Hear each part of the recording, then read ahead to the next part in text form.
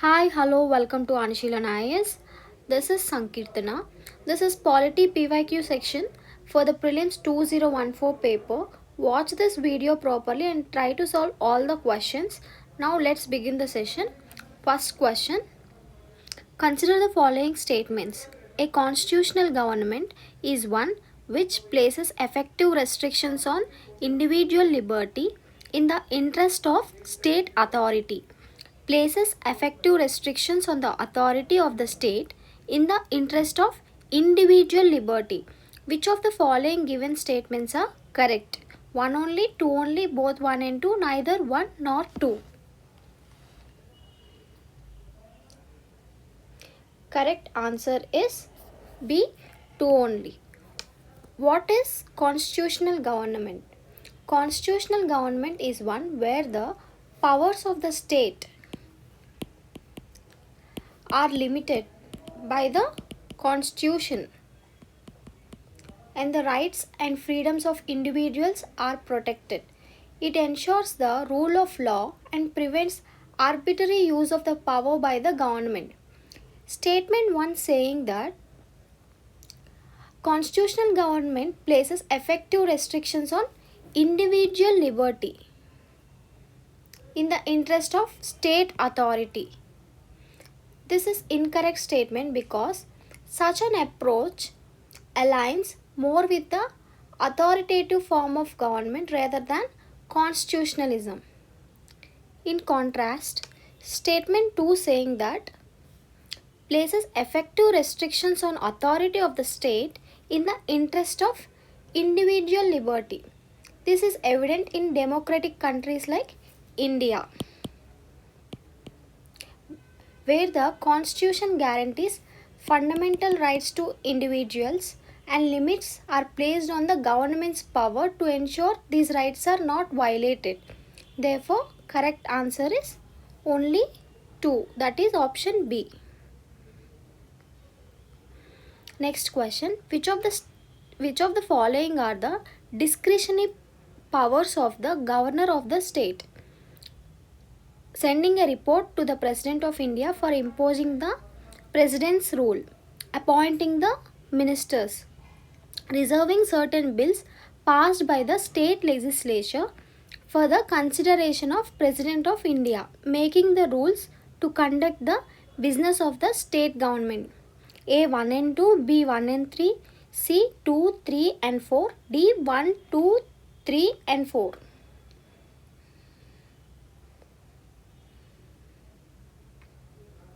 Answer is option B 1 and 3. A governor has certain powers provided under the constitution whether he or she can act without the advice of the council of ministers. So, statement 1 is correct because sending a report to the President of India for imposing President's rule is the discretionary power of the governor.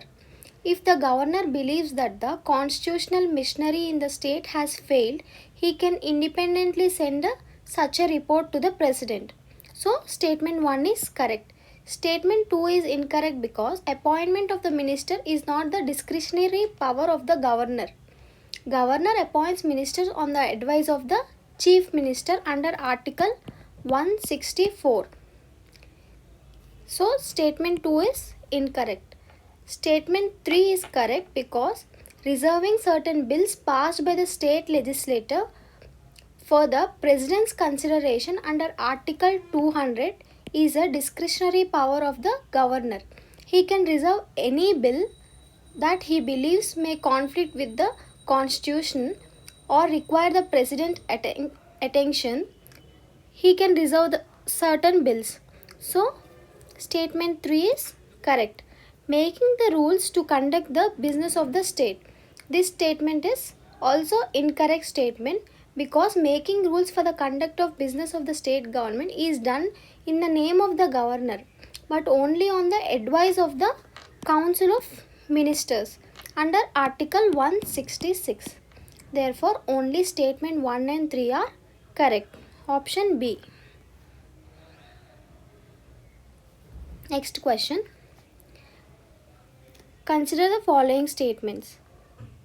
The President shall make rules for the more convenient transaction of the business of Government of India and for the allocation among ministers of the said business. 2. All executive actions of the Government of India shall be expressed to be taken in the name of Prime Minister. Which of the following statements are correct? 1 only, 2 only, both 1 and 2, D, neither 1 nor 2. Correct answer is option A, 1 only. This question is based on the provisions related to the executive powers of the Union government under the Indian Constitution. Statement 1 saying that the President shall make rules for more convenient transaction of the business of the Government of India and for allocation among ministers of the said business. This statement is a correct statement. According to Article 77, Clause 3 of the Indian Constitution, the President is empowered to make rules for the convenient transaction of government business and for the allocation of responsibilities among various ministers. This means that President can frame rules regarding how the government conducts its day-to-day operations, though in practice it is done by the advice of the Prime Minister and Council of Ministers. So statement 1 is correct. Statement 2 saying that all executive actions of the Government of India shall be expressed to be taken in the name of Prime Minister. This statement is incorrect statement because as per Article 77 Clause 1, all executive actions of the Government of India are to be taken in the name of President, not Prime Minister. The President is the constitutional head of the executive. So all the actions of the Government of India shall be expressed in the name of President. So only statement 1 is correct, statement 2 is incorrect. So option is A, 1 only. Next question. Consider the following statement regarding a no confidence motion in India. 1. There is no mention of no confidence motion in the Constitution of India. A motion of no confidence can be introduced in the Lok Sabha only. Which of the following statements given are correct? 1 only, 2 only, both 1 and 2, neither 1 nor 2.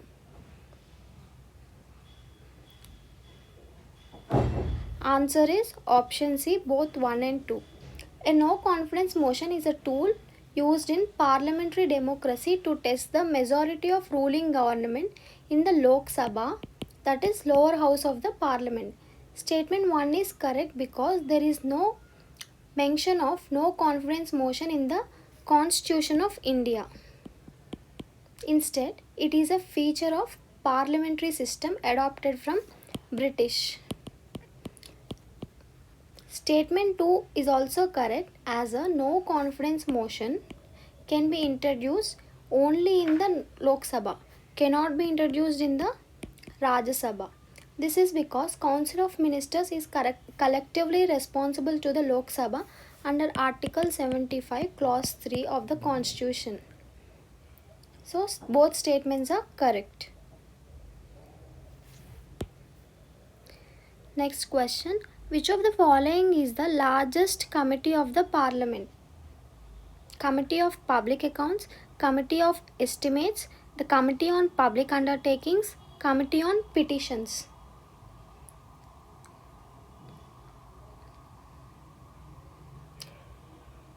Answer is option B, Committee on Estimates.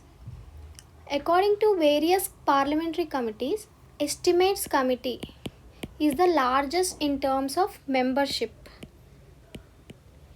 It consists of 30 members, all of whom are drawn from the Lok Sabha.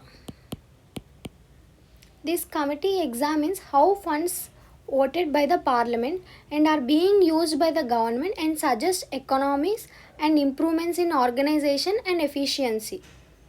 So, Largest committee in the parliament is Committee on Estimates. Public Accounts Committee and the Committee on Public Undertakings each have 22 members. In this, 15 are from Lok Sabha and 7 are from Rajya Sabha, while Committee on Petitions is smaller and varies in strength. So here largest committee is Committee on Estimates and strength is 30. All are drawn from Lok Sabha on.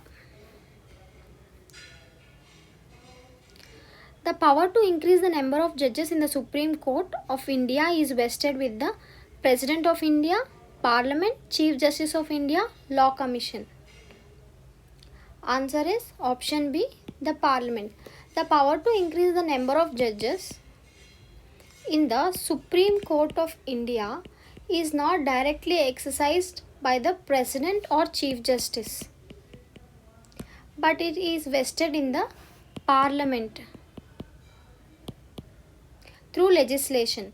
According to Article 124, Clause 1 of the Constitution, the strength of Supreme Court, including the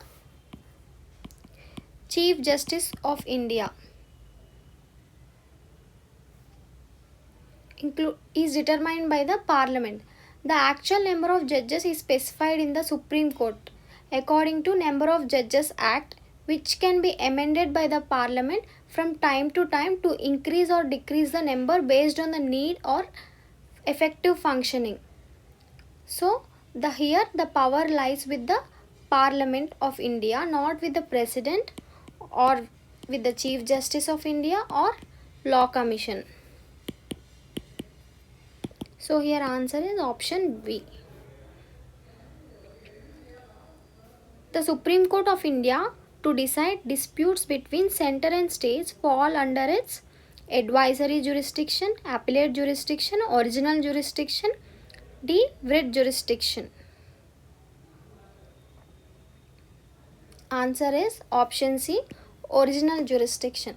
The Supreme Court of India has the power to decide the disputes between the center and one or more states or between any two states under its original jurisdiction as provided under Article 131. This means that such cases can be directly filed in the Supreme Court while going through any lower court. This jurisdiction is exclusive to the Supreme Court only. It ensures that constitutional and legal disputes between different levels of government are resolved at the highest judicial authority, that is Supreme Court of India. Therefore, the power to decide disputes between the center and states fall under the original jurisdiction of the Supreme Court of India. Next question and last question of today's session. Which of the following are functions of Cabinet Secretariat? 1. Preparation of agenda for the cabinet meetings. Secretarial assistance to cabinet committees. Allocation of financial resources to ministries. Select the correct answer using the code given below. 1 only, 2 and 3 only, 1 and 2, 1, 2 and 3. Correct answer is option C, 1 and 2. The Cabinet Secretariat plays a crucial role in the smooth functioning of the government at the highest level. It primarily functions as a support system for the Cabinet and its committees. Here statement 1 is correct because one of the key responsibilities is the preparation of agenda for Cabinet meetings, ensuring that all the necessary documents and proposals are circulated among the ministers in advance. So statement 1 is correct. Statement 2 here is also correct,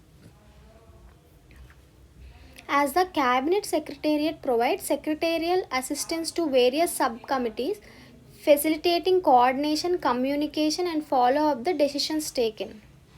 And statement 3 saying allocation of final resources to ministries. This statement is incorrect because allocation of financial resources to the ministry is the responsibility of the Ministry of Finance, not the Cabinet Secretariat. Hence, only 1 and 2 statements are correct and statement 3 is wrong. This is today's session. If you want some more interesting content like this, subscribe to our YouTube channel or join our Telegram channel AnusheelanIAS. You can also download our app AnusheelanIAS from your Play Store. Thank you.